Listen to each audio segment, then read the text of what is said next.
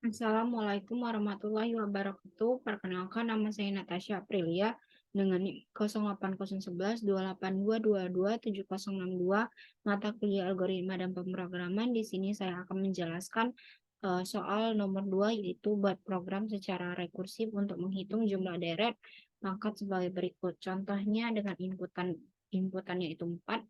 Berarti prosesnya yaitu 1 pangkat 1 tambah 2 pangkat 2 tambah 3 pangkat 3 tambah 4 pangkat 4 dengan outputnya 1 ditambah 4 ditambah 9 eh, ditambah 4 pangkat 4 itu hasilnya adalah 288. Masuk ke deskripsi program. Pada program menghitung jumlah deret pangkat menggunakan rekursif, untuk menjalankannya kita akan menggunakan fungsi rekursif di mana akan ada main utama dan main fungsi. Pada main utama kita akan deklarasikan variabel yang akan kita gunakan, yaitu variabel n. Lalu kita inputkan variabelnya, kemudian kita masuk ke pernyataan perulangan for dan masuk juga ke pernyataan if. Kemudian kita akan memanggil fungsi deret, di mana fungsi deret ini yaitu fungsi yang ada pada fungsi main fungsi. Lalu kita masuk di fungsi ini kita akan masuk ke pernyataan kondisi, yaitu if jika n sama dengan 1 maka return 1. Jika lainnya maka return pangkat n, n ditambah deret pangkat n min 1. Lalu kita panggil lagi fungsi pangkat. Fungsi pangkat kemudian masuk lagi ke pernyataan kondisi if. Jika pangkat di sini saya inisialisasikan variabelnya yaitu PGKT, di mana PGKT ini merupakan pangkat ya. Jika PGKT sama dengan 0, maka return 1.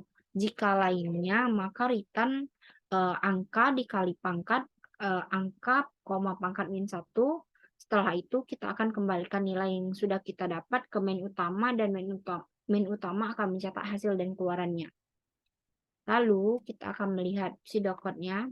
Seperti yang kita tahu, karena di dalam pseudocode rekursif itu pembuatannya di dalam pseudocode, di dalam main fungsi itu akan ada fungsi di dalam fungsi itu akan ada fungsi lagi yang memanggil fungsinya itu sendiri.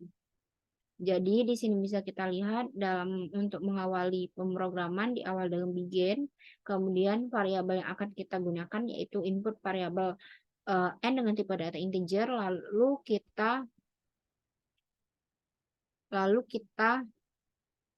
deklarasikan, lalu kita masuk ke pernyataan perulangan for i sama dengan 1 to i kurang dari n, maka begin masuk ke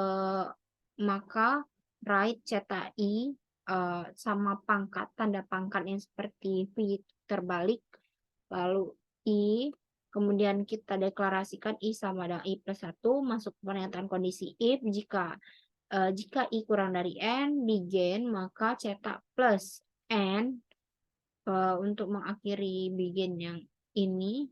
Lalu kita cetak deret n, kemudian n untuk mengakhiri begin yang ini. Lalu masuk ke pernyataan ke main fungsi, yaitu var angka. Kita deklarasikan variabel apa yang akan kita pakai, yaitu variabel angka dengan tipe data integer dan variabel PGKT dan tipe data integer. Lalu jika PGKT sama dengan 0, maka return 1. Jika lainnya, maka return angka dikali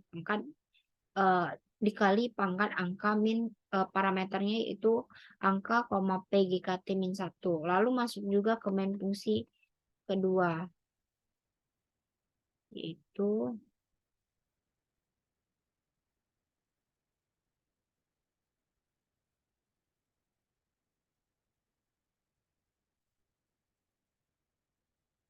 var. Kita deklarasikan variabelnya yaitu variabel n dengan tipe data integer, kemudian masuk ke pernyataan kondisi. Jika n sama dengan 1, maka return 1. Jika lainnya, maka return pangkat parameter n, n ditambah deret pangkat n min 1. Lalu n untuk mengakhiri pemrograman. Lalu kita akan melihat flowchart-nya. Jadi flowchart-nya itu yaitu seperti ini. Jadi ada main fungsi, main utama dan main utama.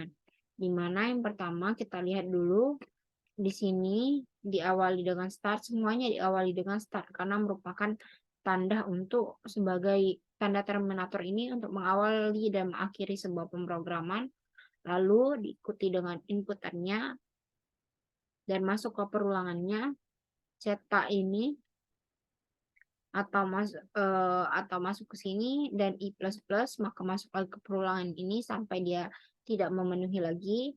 Lalu jika ya maka cetak plus, jika tidak maka masuk ke N.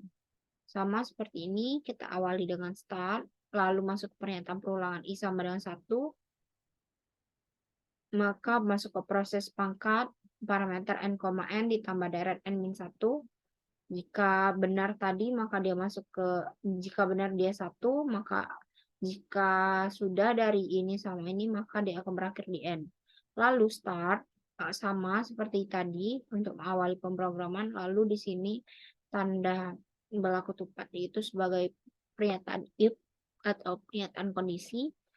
PGKT sama dengan 1, jika benar maka cetak 1 atau return 1, jika lainnya maka angka dikali pangkat parameter angka angka PGKT min 1, maka jika sudah dia akan N. Dia akan kembali ke N semua. Baik, akan saya lanjutkan ke codingannya.